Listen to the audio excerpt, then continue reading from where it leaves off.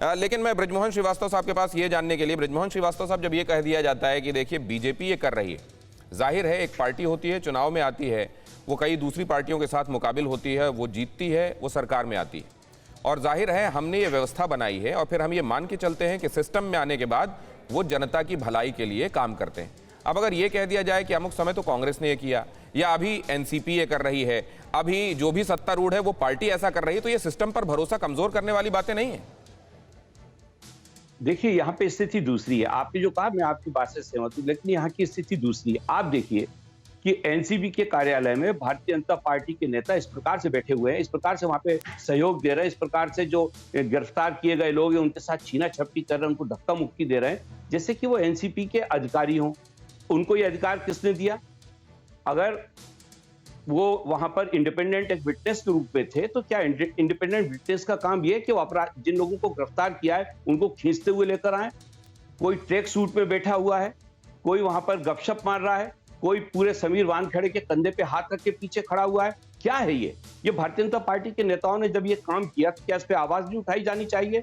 क्या ये नहीं कहना चाहिए कि एक केंद्रीय कार्यालय का, जो केंद्रीय सरकार का एक महत्वपूर्ण कार्यालय है, उसमें इस ढंग से बैठकर आप व्यवहार कर रहे हैं? ये इसलिए हो पाया क्योंकि भारतीय जनता पार्टी की सरकार सत्ता में है दिल्ली में, और वहां से जुड़े हुए जो लोग हैं वो इस पूरे गैंग का संचालन कर रहे हैं। ये एक्सटॉर्शन गैंग चल रहा है ड्रग्स का, और इसमें समीर वानखेड़े के माध्यम से लोगों को पकड़ा जाता था। लेन देन की सारी बात भारतीय जनता पार्टी के कुछ नेता करते थे, और इस तरह से एक्सटॉर्शन का गेम पिछले 1-1.25 साल से चल रहा है, और ये जानकारी लगातार मिल रही है। बृजमोहन श्रीवास्तव साहब, क्या थानों में नहीं सुन रहा हूं मैं, मेरे पास वक्त, आपने कहा सर, एक मिनट मेरी बात सुन लीजिए। सिर्फ मैं आपको एक छोटा सा एग्जांपल देना चाहता हूं। समीर वानखेड़े साहब ने ये कहा कि मैंने इस 10 महीने में 106 लोग 106 जगह मैंने छापे डाले, 224 लोगों को गिरफ्तार किया। अब आप आ जाइए कि जो महाराष्ट्र की दिल्ली पुलिस की जो एंटी नार्कोटिक सेल है उसने क्या किया इस 10 महीने में?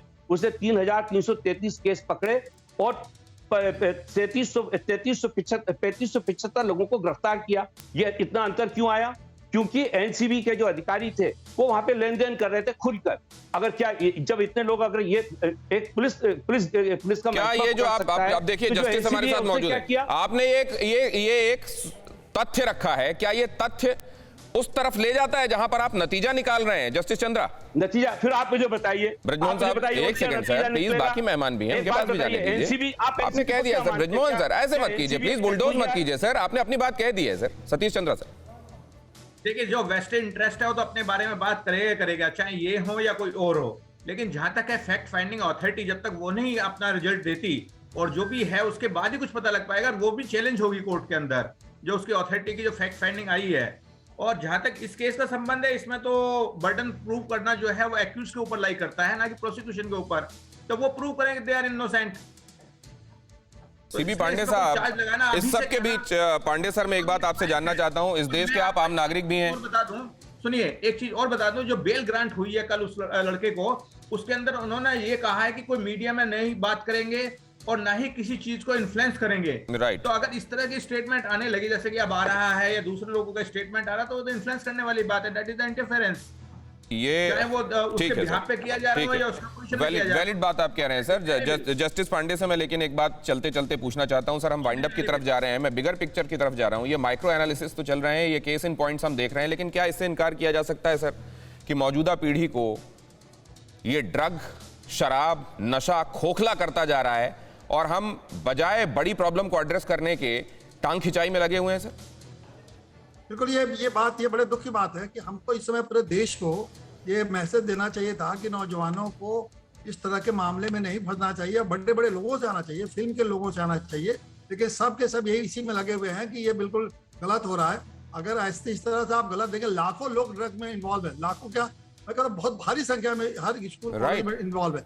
ये कह रहे हैं कि ये तो बहुत ही कम केस में उन्होंने वानखेड़े में गिरफ्तारी किया होगा। अगर सिर्फ मुंबई में अगर गिरफ्तारी करना अगर कोशिश किया जाए तो कम से कम 20,000 मामले मुंबई में बिल्कुल इन्वॉल्व होंगे, और हर कॉलेज स्कूलों में ऐसे चला। अगर एक बड़ा केस आया, और इसलिए हाई पिच का हुआ कि शाहरुख खान का लड़का था, है, तो अब उनके नाते अगर ये आया तो इसका हमको पूरे समाज के देना चाहिए कि भाई देखिए बड़े लोगों के लड़के भी गिरफ्तार हो सकते हैं, बड़े लोगों के लड़के के खिलाफ भी कार्रवाई हो सकती है अगर बिल्कुल, वो गलत है तो। बिल्कुल। इसीलिए नई पीढ़ी को और समझना चाहिए कि बॉलीवुड अगर में नशे का कारोबार कितना अंदर जा चुका है, सुशांत के केस में भी हमने देखा था, यहां पर भी ये अगर ये धुआं है तो बगैर किसी आग के नहीं है सर, और उसको भी एड्रेस किए जाने की जरूरत है। मेहमानों का अपना धन्यवाद करूंगा। श्रीवास्तव साहब, जब एक बोल रहा होता है तो बाकी सुनते हैं सर, अब जब बोल रहे थे ना बाकी सब सुन रहे थे सर, और ये करना ठीक रहेगा ताकि और इसीलिए मैं बीच में आपकी आवाज ले नहीं पाया। अड़ी सोमवार से शुक्रवार शाम 6 बजे सिर्फ TV9 भारतवर्ष पर।